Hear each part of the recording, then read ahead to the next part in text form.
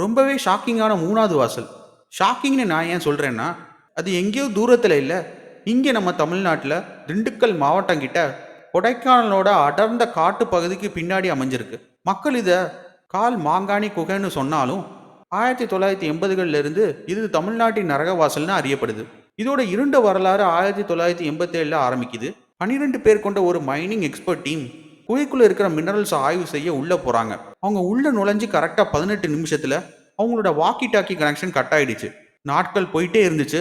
3வது நாள் அந்த 12 பேர்ல ஒரே ஒருத்தர் மட்டும் மனநலம் பாதிக்கப்பட்ட நிலையில குகை வாசல்ல இருந்து வெளியே வராரு. அவர் சொன்ன வார்த்தைகள் அப்படியே நம்மளை உறைய வைக்கும். உள்ள ஒரே சிவப்பு வெளிச்சம், ஆயிரக்கணக்கான பேர் அழுகுற மாதிரி ஒரு சத்தம். அதுக்கப்புறம் எனக்கு எதுவும் ஞாபகம் இல்லை. அதுக்கப்புறம் என்ன நடந்துச்சுன்னு சொல்ல முடியாம அவர் மனநலம் பாதிக்கப்பட்டார். இந்த சம்பவத்துக்கு பிறகு அரசாங்கம் உடனே அந்த குகையை இரும்பு கம்பிகளால மூடி யாரும் உள்ள போகக்கூடாதுன்னு தடை வீச்சுது.